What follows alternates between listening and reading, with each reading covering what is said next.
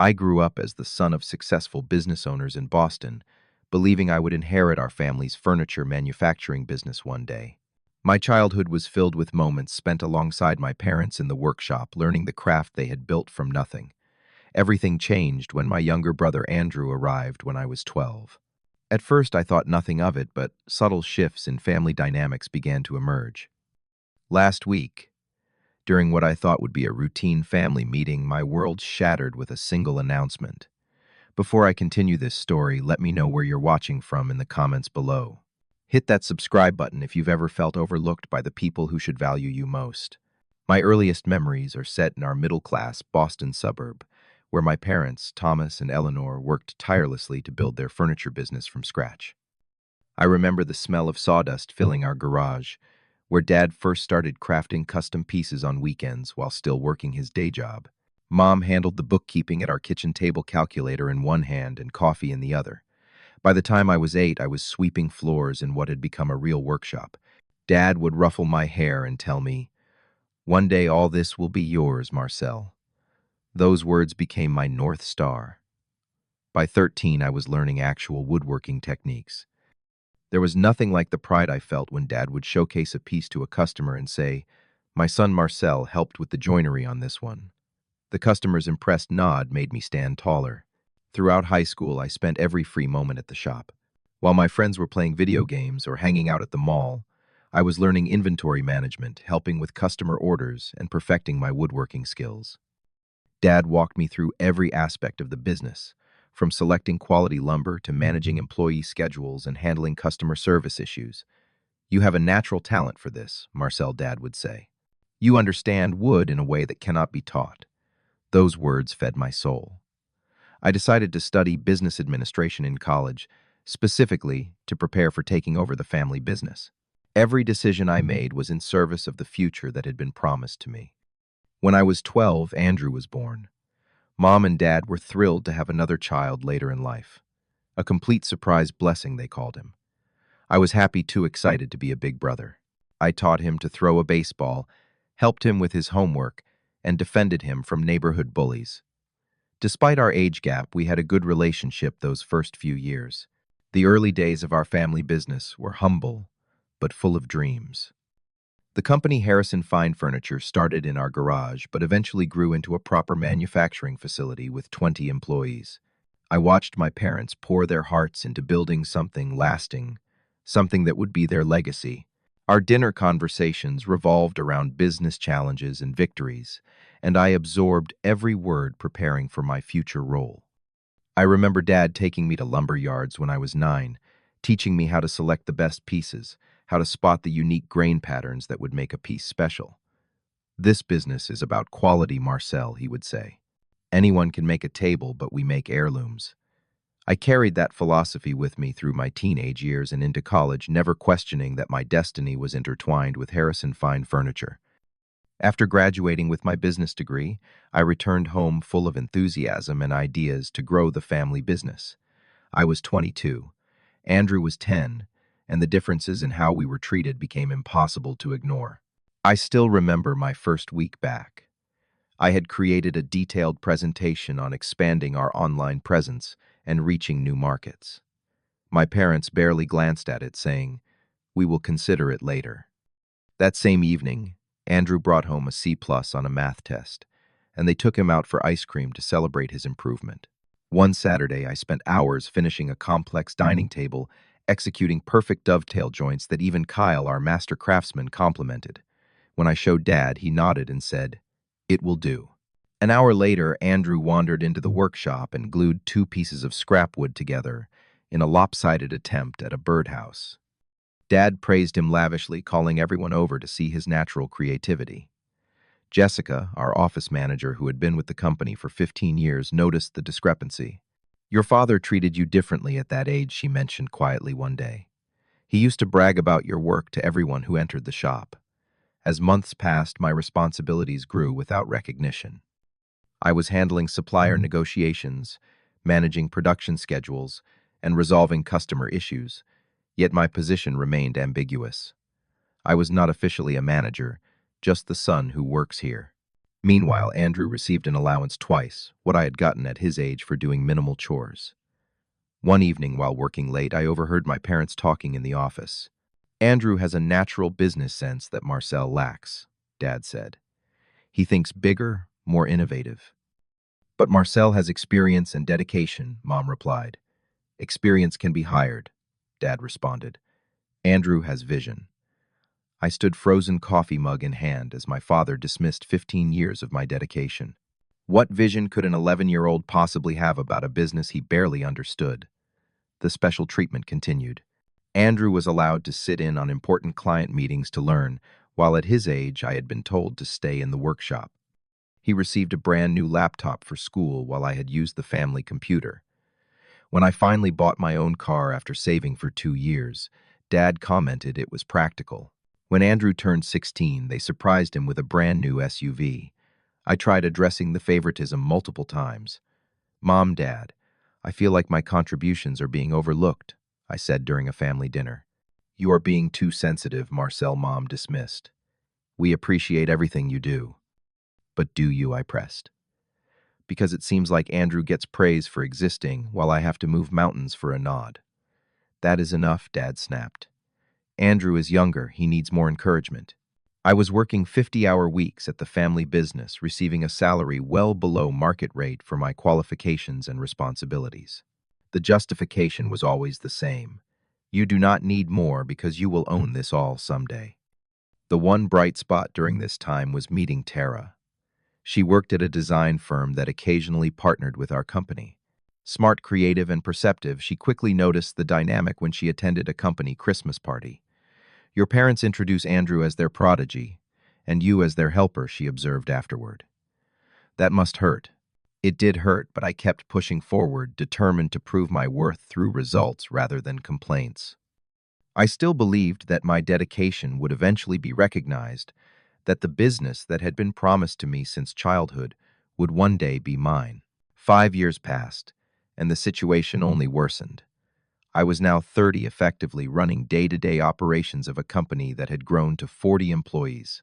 Andrew was 18, just finished with high school, and the golden child status had only solidified.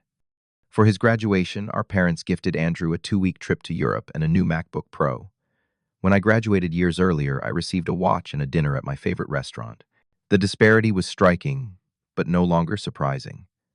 Despite Andrew growing up around the business, he showed zero interest in the craftsmanship aspect. He had never completed a single furniture piece, unlike me, who had built entire bedroom sets by his age. Yet my parents constantly referred to his fresh perspective as something invaluable. Andrew will bring Harrison furniture into the modern era. Dad would tell business associates, as if the company had remained stagnant under my guidance, despite evidence to the contrary. The truth was, my innovations had increased company profits by 30% over the past 3 years. I had introduced a customization program that allowed clients to design pieces online, then have them handcrafted in our workshop. The initiative brought in younger customers without sacrificing our quality craftsmanship identity. Yet my parents treated these achievements as simply expected. That is your job, Marcel, Dad would say when I shared positive quarterly reports. The situation escalated when my parents hired Harriet, a business consultant, who reported directly to them. She began questioning my decisions and changing processes I had carefully optimized, creating confusion among the staff. Your father thinks we need fresh perspectives, she explained when I confronted her. The implication was clear. My perspective was stale. That summer, I discovered Andrew was receiving a substantial salary for what was termed executive training. He spent 2 days a week shadowing different departments, offering insights that were often impractical or already considered. For this, he earned more than skilled craftspeople who had been with us for years. Tara, now my fiancée, watched my growing frustration. Marcel, you could start your own business, she suggested one night after I came home, particularly defeated. You have the skills, the knowledge, and I bet many clients would follow you. The thought had crossed my mind, but loyalty kept me anchored. This business is my heritage, I explained. I have put my life into it. Walking away feels like admitting defeat. I tried arranging serious conversations about the future with my parents. Each time they would reschedule or cut discussions short. "We will talk about succession planning when the time is right," became their standard response. The stress began affecting my health. I developed insomnia, lost weight, and found myself irritable with coworkers who had done nothing wrong. Jessica expressed concern, and even Kyle, a man of few words, asked if I was holding up okay. I was not, but I pushed forward, still believing that my parents would eventually recognize my value and honor their lifelong promise. The long-awaited family meeting was finally set for a Sunday evening at my parents' home. After months of rescheduling, I felt a mix of anticipation and anxiety. Surely this would be the moment when my role in the company would be formally recognized. I arrived early, taking note of the family photos lining the hallway. There were noticeably more recent pictures of Andrew than of me, another small slight that added to the larger pattern. The dining room table was set with papers, folders, and a bottle of the expensive scotch my father reserved for special occasions. My heart lifted. Perhaps this truly was the moment I had been waiting for. Mom, Dad, and Andrew were already seated when I joined them. Andrew had a strange smirk that should have been my first warning. "Marcel," Dad began after we settled in, "we wanted to discuss the future of Harrison Fine Furniture with you." I nodded eagerly. "I have been waiting for this conversation. I have some expansion ideas I think could really—" "Please let me finish," Dad interrupted. "Your mother and I have made some decisions after careful consideration." Mom smiled reassuringly, but something in her expression seemed rehearsed. "We are so proud of how you have helped the business grow," she said, emphasizing helped in a way that diminished 15 years of dedication. "The plan," Dad continued, clearing his throat, "is for Andrew to take over as CEO after he finishes college." The words hit me like a physical blow. I looked at Andrew, who could not hide his triumphant expression. "What about me?" I managed to ask, my voice sounding distant to my own ears. "You will remain as operations manager, reporting to Andrew," Dad stated matter-of-factly. "Your experience will be valuable during the transition." The room seemed to tilt. "Reporting to Andrew. He has never worked a real day in the business. I have been running operations for years while getting my hands dirty on the workshop floor." "How could he possibly?" Marcel, Mom cut in. "Andrew has studied modern business practices.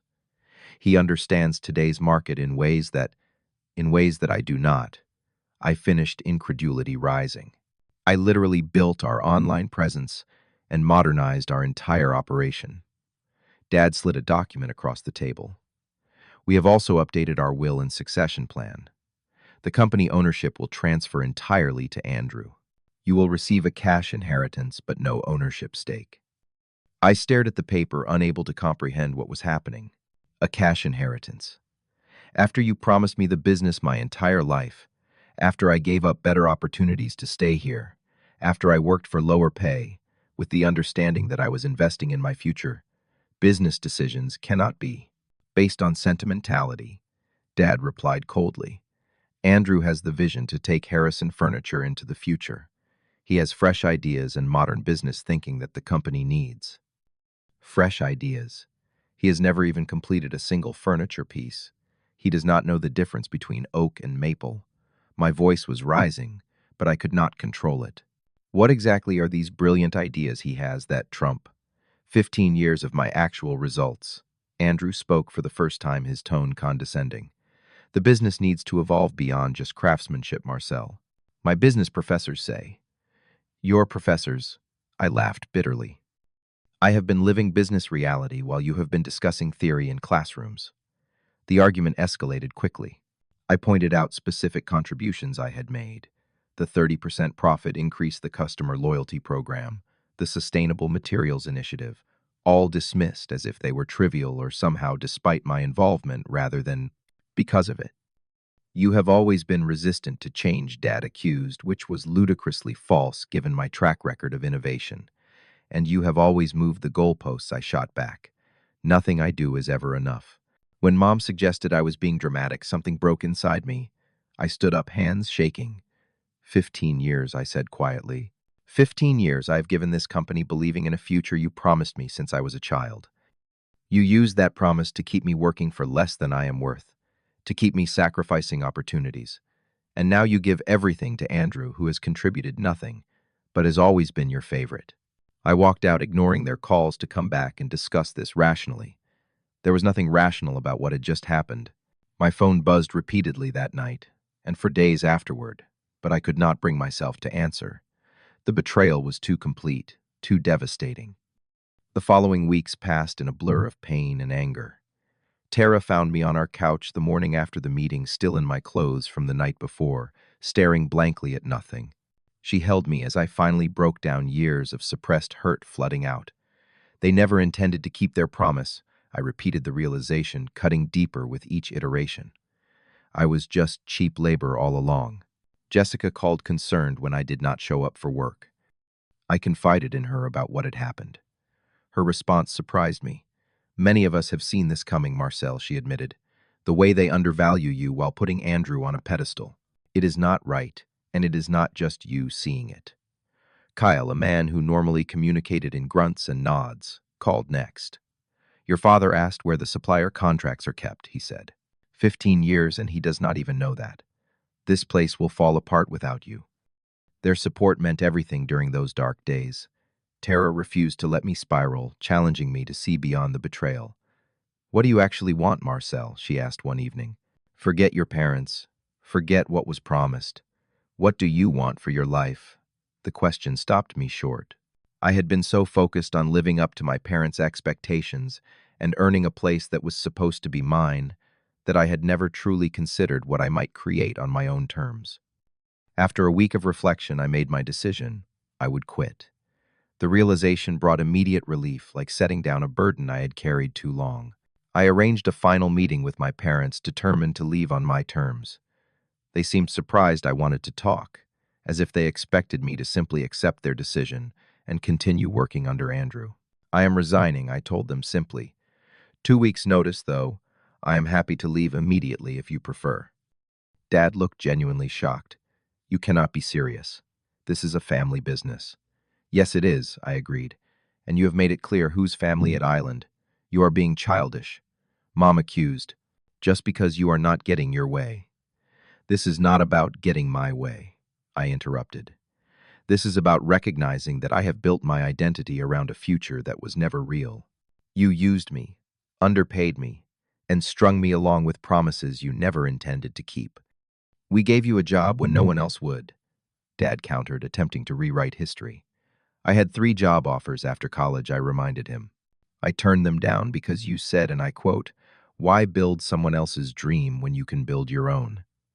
Except it was never going to be my dream, was it? The conversation devolved from there.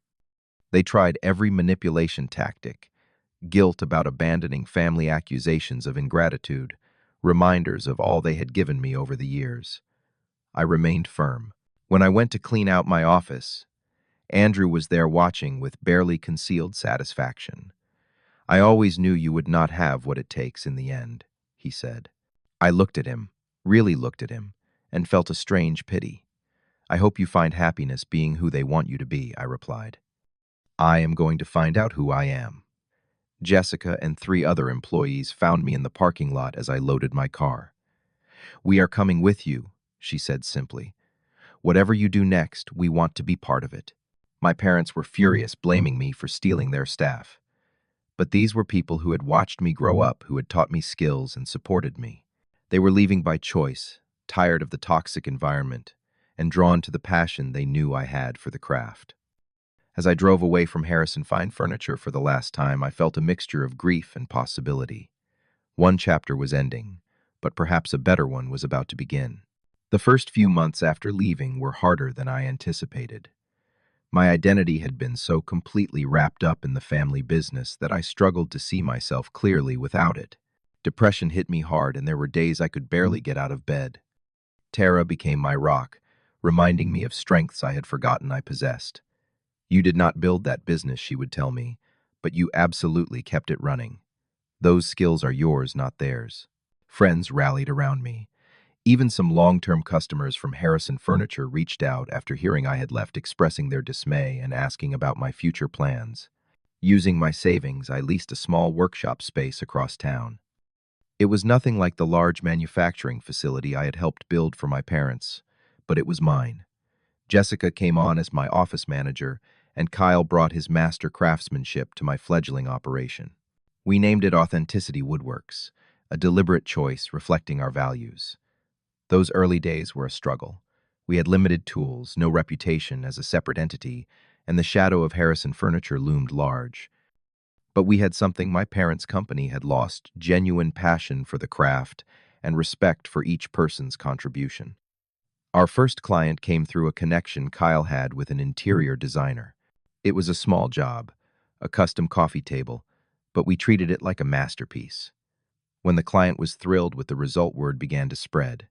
I poured my hurt and creativity into designing a line of sustainable furniture that told stories through its craftsmanship. Each piece incorporated reclaimed materials with histories: barn wood from century-old structures, salvaged metal from historic buildings. Customers connected with the authenticity and the environmental consciousness of our approach. 6 months, in a design magazine, featured our workshop in a spread about innovative small businesses. The exposure brought high-end clients looking for something unique rather than mass-produced. I found myself working longer hours than ever, but the difference was palpable. This time, every hour built my dream, not someone else's. By our 18th month, we had outgrown the small workshop and moved to a larger space. We had hired 3 additional craftspeople, all passionate about quality and sustainability. Tara had left her design firm to handle our marketing full-time, creating a website and social media presence that showcased not just our products but the stories behind them. In a beautiful moment of personal and professional joy, Tara and I married in a small ceremony in our workshop, surrounded by pieces we had created together and people who truly supported us. It was nothing like the lavish wedding my parents would have expected, but it was perfectly us. As Authenticity Woodworks established itself, news reached me about the family business. Without my knowledge of operations and supplier relationships, they were struggling. Andrew had taken over as planned, but lacked the practical experience to handle day-to-day challenges. Quality had suffered, and longtime customers were noticing. In a move that showed their desperation, my parents attempted to launch a sustainable line remarkably similar to ours, but without the authentic commitment to environmental practices. The resulting products looked like pale imitations and were poorly received. When a major hotel chain that had been a client of Harrison Furniture for years approached us about furnishing their new boutique location, I recognized it as a turning point. They had seen our work, compared it to what Harrison was now producing, and made their choice. We secured our largest contract to date. My parents reached out then, asking if I would consider coming back as a consultant to help them through their difficulties. The irony was not lost on me. "I am building my own legacy now," I told them simply. "I wish you well, but my days of working for Harrison Furniture are over." Later that year, when Authenticity Woodworks won a regional award for business innovation, I felt a sense of validation that no inheritance could have provided. We had created something meaningful, something that reflected values beyond profit: sustainability, craftsmanship, and genuine respect for everyone involved in the process. As we expanded to a team of 12, I implemented a profit-sharing model that ensured everyone benefited from our success. The contrast with my parents' hierarchical approach could not have been starker, and our team's loyalty and creativity flourished as a result. The greatest surprise came when Andrew contacted me asking to meet for coffee. I agreed with some trepidation, unsure what to expect. I never wanted the business, he confessed, looking exhausted and much older than his 23 years. I wanted to study environmental science, but they had decided I would be their business prodigy. I was as trapped as you were, just in a different way. The revelation stunned me. All these years I had seen Andrew as complicit in my parents' favoritism, not as another victim of their controlling nature. They set us against each other, I realized aloud. They used both of us. Andrew nodded. "I resented you for being the son they talked about with pride when I was young. By the time I was old enough to understand, they had switched to making me the favorite, but it was never about either of us. It was about their vision, their control. I felt complex emotions, vindication, but also sadness for the brotherhood we might have had. On impulse, I offered Andrew a position handling sustainability certifications and marketing for our environmentally conscious lines, areas that aligned with his actual interests. He declined at the time, but the door remained open. My parents were furious when they learned we had met, seeing it as another betrayal rather than recognizing their role in creating the division between us. 2 years after leaving Harrison Furniture, I stood in our expanded workshop watching a team of passionate craftspeople create beautiful, sustainable pieces. Tara was pregnant with our first child, and I was designing a crib made from maple harvested from a sustainable forest. When my parents showed up unannounced one day, I met them with a calmness that surprised even me. They looked around at what we had built at the thriving business that embodied everything their company had once stood for but lost. "You have done well," Dad admitted grudgingly. Yes, I agreed simply. I have. There was no dramatic reconciliation, no sudden recognition of their mistakes. Some wounds run too deep for easy healing. But I no longer needed their approval or recognition. I had found success on my own terms. The most meaningful development came 6 months later when Andrew joined our company, bringing his environmental science knowledge to our sustainability initiatives. Slowly, cautiously, we began rebuilding a relationship as brothers rather than rivals. 3 years after that fateful family meeting that shattered my world, I found myself in a place I never could have imagined. Authenticity Woodworks had become an industry leader in sustainable, high-quality furniture. Our apprenticeship program taught furniture crafting to disadvantaged youth, creating new opportunities while preserving traditional skills. Every morning I walked into a business built on values I truly believed in alongside people who shared my passion. The journey from betrayal to rebuilding had been painful but necessary. As I put the finishing touches on the crib for my soon-to-arrive child, I reflected on the lessons of the past years. I had learned that true family can be chosen, not just born into, that legacy is about values, not just blood, that sometimes losing what you thought you wanted opens the door to what you truly need.